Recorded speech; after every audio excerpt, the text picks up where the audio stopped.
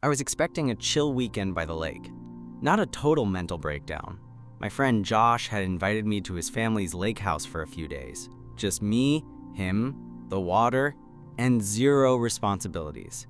After the week I'd had, work stress, dating app disasters, and barely sleeping, it sounded perfect. When we were in high school, his family used to host these summer BBQs there, but I hadn't been back in years. "Bro, just bring swim trunks and an appetite," he said. "The house is basically empty. My uncle might swing by to check the place, but he won't stay." That turned out to be not entirely true. The drive up was easy. I arrived early Friday afternoon, just as the sun started to dip low enough to light the lake in that warm, hazy glow. Josh was already out on the dock with 2 beers in hand. He waved as I parked. "Dude, perfect timing. The water's unreal." We spent the next few hours swimming, grilling burgers, catching up. It was stupid relaxing. I had almost forgotten how easy it was to just hang out with someone you've known forever. By sunset, we were both lounging in those crappy fold-out chairs with a couple more beers, watching the lake go still. "I'm telling you," Josh said, cracking his knuckles, "you need this kind of escape more often. City life's turning you into a zombie." "Thanks, asshole," I laughed. I'll try not to take that personally. Later that night, we moved inside.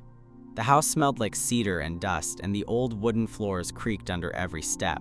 It wasn't big, just 2 bedrooms and an open living room with a view of the lake. Rustic, but kind of perfect. Josh set me up in the guest room. The bed was lumpy but clean. I showered, changed into shorts and a tee, and crawled under the covers. That's when I heard the front door creak open. I froze. It was almost midnight. Josh had gone to bed an hour ago. Who the hell? "Yo," a deep voice called casually from the living room. "Josh?" It wasn't Josh. I sat up, confused, heart already kicking into gear. Then came footsteps. Heavy, slow, confident. Someone moving through the house like they owned it. And then the guest room door opened.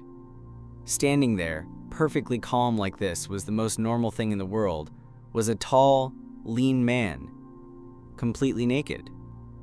I'm talking nothing. No towel, no shirt, not even socks. Just him, staring at me like I was the intruder. We locked eyes. He blinked, then frowned. "You're not Josh." "No shit."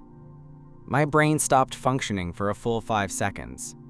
I was staring at this guy, tall, tan, clearly older than me, but not by much, with a body that made my thoughts short-circuit. His chest was broad, lean muscle with just the right amount of definition. A small tattoo peeked out from his collarbone. His hair was damp, dark, and tousled like he'd just come from the lake, or maybe the shower, and he wasn't even flinching. Meanwhile, I was frozen, clutching the blanket like it was going to shield me from the fact that this man, this naked man, had just casually walked into the room where I was staying. Josh didn't say anyone else would be here, I stammered, voice embarrassingly high. His frown softened. "You must be Mason," I blinked. "Yeah, how'd you know that?" He shrugged, completely unbothered by his state of undress. "Josh mentioned you. Said you were crashing here this weekend?" He paused, glancing around the room like he'd expected it to be empty. "Didn't know which room you were in. My bad." I opened my mouth, but nothing came out. "Oh, right?" He looked down at himself, as if just remembering he was standing there naked. "Yeah, sorry about that." And then, finally, he turned around and walked off down the hall like this was completely normal. I sat there in stunned silence. The image of him burned into my brain. After a few seconds, I heard a door close down the hallway. Then a shower started running. What the hell just happened? I got up, padded down the hall, and knocked on Josh's door. "Yo?" he called groggily. I cracked it open. "Your uncle's here." "MMHMM," he murmured. "Came in late. He's always doing that. Probably crashed his boat again or something." He was naked, dude. That woke him up. "What?" He walked into my room, naked, full frontal, no towel, no apology. Josh groaned into his pillow. Yeah, that sounds like Uncle Ryan. Sorry, man. He's kind of blunt. Doesn't really care about stuff like that. No kidding, I muttered. You good, though? I mean, I wasn't expecting a live-action OnlyFans intro, but I'm fine. Josh snorted. Welcome to the lake house. I went back to bed, but sleep wasn't coming easy. Because now my brain had a new problem, Uncle Ryan. And I couldn't stop picturing him. I barely slept. Every time I closed my eyes, there he was again, standing in the doorway like he hadn't just walked in on a stranger in the guest room, completely unclothed and utterly unbothered. I must have finally passed out around 3 a.m. because when I woke up, sunlight was pouring through the blinds and I felt like I'd been hit by a truck. I dragged myself out of bed, threw on some sweatpants and a t-shirt, and stumbled into the kitchen hoping for coffee. Josh was already there, flipping pancakes like a domestic god. Mornin', he said, not even turning around. Coffee's fresh. Bless you, I muttered, pouring myself a cup and collapsing into a chair. A few seconds later, I heard footsteps behind me, barefoot, slow, casual. Morning, came that voice again. Deep, calm, instantly recognizable. I turned around. Uncle Ryan stood there, thankfully dressed now in gray joggers and a black tank top. His hair was still damp, pushed back from his face. He looked like the kind of guy who starred in cologne ads, tall, effortlessly hot, and somehow more intimidating when fully clothed. I nodded. Morning. His eyes flicked over me briefly, then landed on his coffee mug. You sleep okay? I almost laughed. Yeah, after the mild heart attack. Ryan smirked, unapologetic. Told you. Didn't know the room was taken? Josh glanced between us, clearly trying not to laugh. Told you he's weird. Hey, Ryan said, grabbing the syrup from a cabinet. I'm not weird. I'm European. You're from New Jersey. Josh shot back. Ryan grinned and looked over at me. That counts, right? I shook my head, sipping my coffee to hide the heat rising in my cheeks. Josh set down a plate in front of me. Eat. You'll need energy. We're going paddleboarding later. Paddleboarding? I raised an eyebrow. Yup, Josh said. Uncle Ryan's teaching. I looked up slowly. Ryan just smiled. I was suddenly wide awake. I had never been paddleboarding before. Josh made it sound easy. It's like standing on a big surfboard. You'll be fine. But what he failed to mention was that balancing on a floating board in the middle of a lake while trying not to look like an idiot in front of a man who'd already seen you in bed is not easy, especially when that man was Ryan. The three of us headed down to the dock around noon. The sun was bright, the lake calm, and the air smelled like pine and sunscreen. Josh carried 2 boards. Ryan carried the third like it weighed nothing. He was shirtless again, wearing only board shorts and sunglasses. I tried not to look. Tried. Here, Ryan said, handing me one. You'll want to kneel first to get your balance. I nodded, trying to focus on the instructions instead of his abs. We pushed off from the dock, one by one. Josh took off like he'd done this 100 times, which he probably had. I managed to get onto the board without immediately tipping over, which felt like a win. Ryan stayed close, paddling with smooth, effortless strokes. Not bad, he said, watching me with a calm expression. You're a natural. I laughed, wobbling slightly. That's generous, he grinned. You didn't fall in. That already makes you better than Josh's first time. Hey, Josh shouted from a few yards away. That was a faulty board. Sure it was, Ryan said under his breath, smirking. We paddled out to a quiet cove shaded by trees. The water was glassy here, and the only sound was the occasional chirp of birds. Josh docked his board on a little outcropping and stretched out on the rocks. Wake me up in 20, he muttered, pulling his hat over his face. Ryan looked over at me. Want to keep going or take a break? I hesitated. Honestly, my legs are killing me. He nodded toward a fallen log near the shore. There's a spot to sit if you want. I followed him, carefully climbing off the board and wading through the water. When I sat down, Ryan dropped next to me, water dripping from his chest. We sat there quietly for a moment. Then he spoke. You know, he said, you handled that pretty well last night. I glanced at him. The whole naked stranger in my bedroom thing? He smiled, eyes hidden behind his sunglasses. Yeah, some guys would have freaked out. I was 2 seconds from calling 911. He laughed. Fair. We sat in silence again, but it wasn't awkward. It was charged. I could feel it. The air between us had shifted, subtle, but unmistakable, like we were both aware of something we hadn't named yet. You and Josh close? He asked after a moment. Yeah. Been friends since high school. Ryan nodded slowly. He talks about you. I looked at him. Good things? Ryan's lips curved slightly. Mostly. I smirked. What's that supposed to mean? He took off his sunglasses and looked at me fully for the first time. His eyes were a sharp, stormy blue. Just that I was curious. You didn't disappoint. My breath caught. Before I could respond, Josh shouted from the rocks, Hey lovebirds, we heading back, or what? Ryan chuckled, stood up, and offered me a hand. As I took it, his grip lingered for just a second too long. And in that one small moment, I knew. This weekend wasn't going to be as simple as I thought. That night, I couldn't stop thinking about it. The way Ryan looked at me, the way he held that look, like he was sizing me up, but not in a judgmental way, like he was trying to read something I wasn't even sure I was showing. Josh didn't notice anything. He passed out on the couch after dinner, still damp from our late swim and wrapped in a towel, leaving me and Ryan in the kitchen cleaning up. You heading to bed? Ryan asked, rinsing the last plate. Yeah, pretty wiped, I said, drying my hands.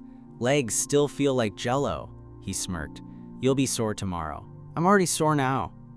His smile lingered just a second longer than it needed to. Good sore or bad sore? I looked up. There's a difference? His eyes didn't leave mine. You'll know. Something in the air shifted again, subtle but sharp. I cleared my throat, suddenly hyper-aware of how close we were standing. Anyway, I mumbled, backing away slightly. I'm gonna crash. He nodded. Sleep well.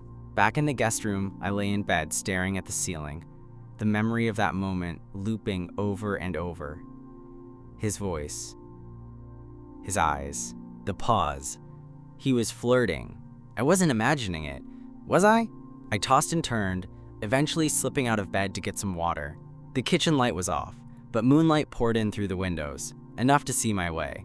I tiptoed across the creaky floorboards, grabbed a glass from the drying rack, and filled it from the fridge filter. I was halfway through sipping when I heard it, the soft creak of floorboards behind me. I turned slowly. Ryan stood in the hallway, shirtless again, just gray sweats hanging low on his hips. His hair was messy, like he'd been in bed already, but his eyes were sharp, focused. We stared at each other for a beat. You okay? He asked, his voice low. Yeah, just couldn't sleep. He stepped closer, quietly, until we were standing maybe 2 feet apart. He looked at the glass in my hand. Water? Yeah. He nodded once, then leaned over, close enough that I could feel the heat from his body, and reached past me to grab a glass of his own.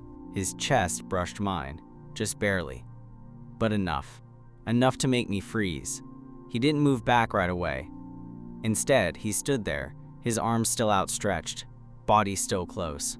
And then, quietly, deliberately, he said, You don't have to pretend. My mouth went dry. Pretend what? His voice was quiet, but it hit me like a hammer. That you don't feel it. We stood there, unmoving, in the soft glow of moonlight. Neither of us spoke. I should have said something. I should have walked away. I should have made a joke. But I didn't. Because he was right. And I did feel it. I didn't move.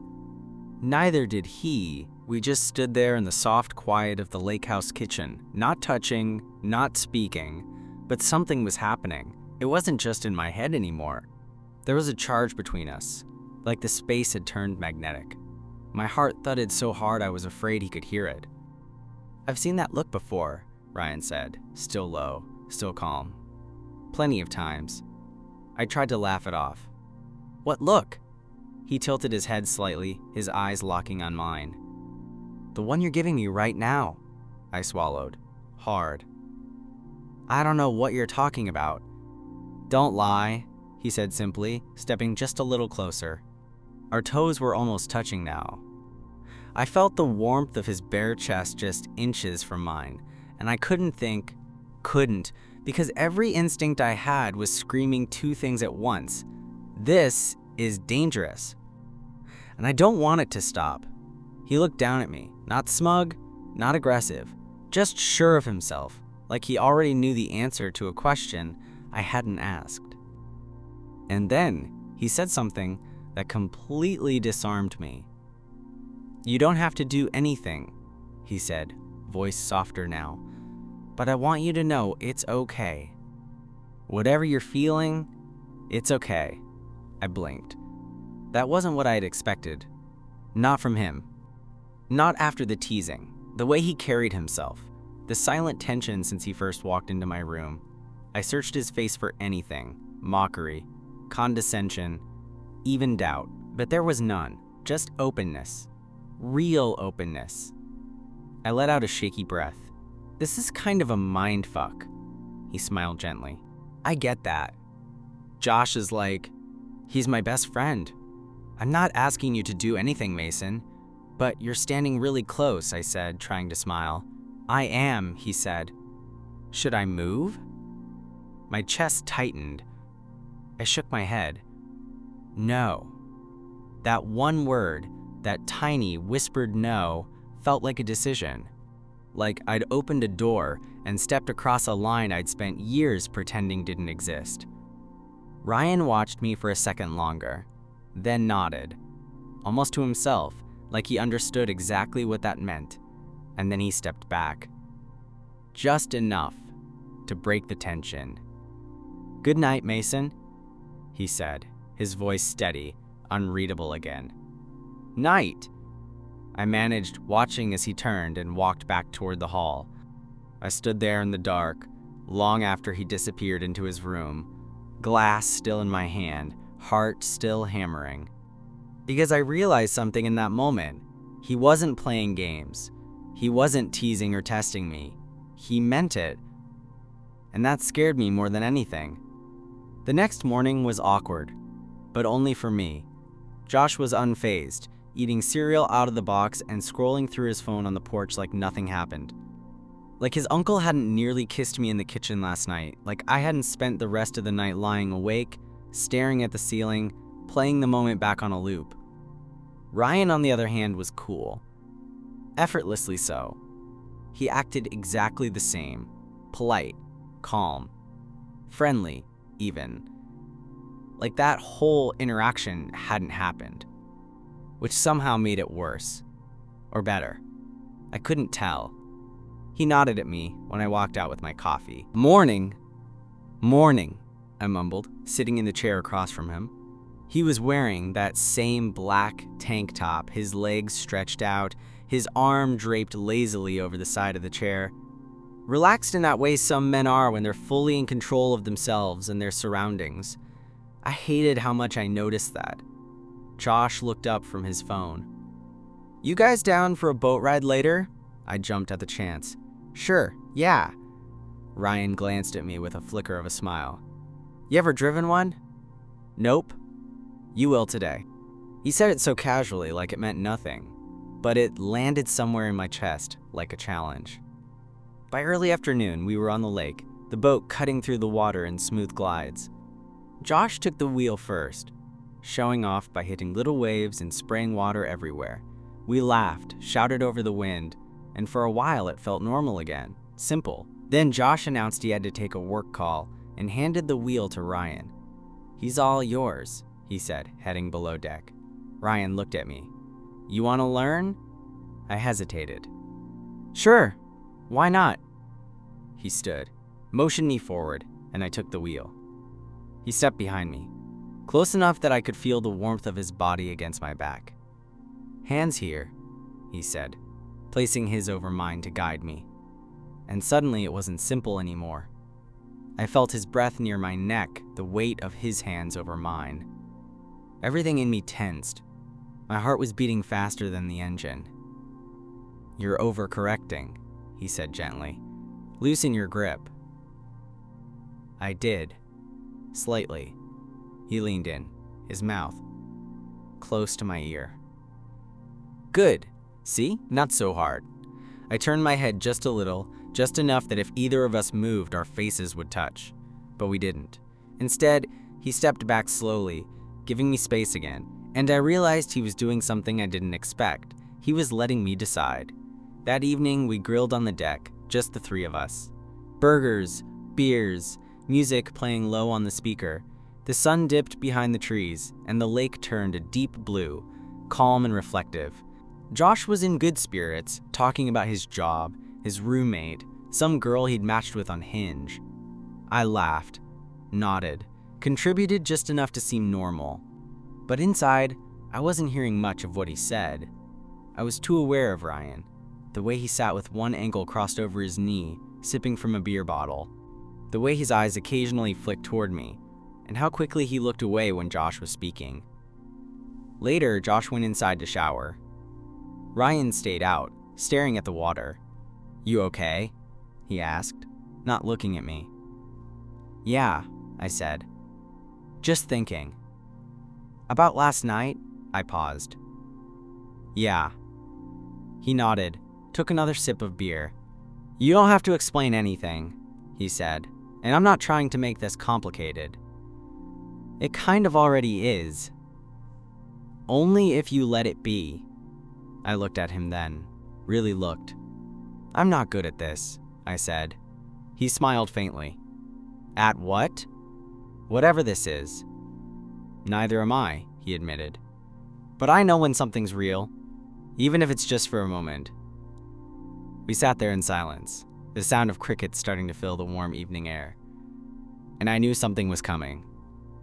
A choice. That night, everything felt heavier. The quiet of the lake, the still air, the way Ryan and I had danced around whatever was happening between us.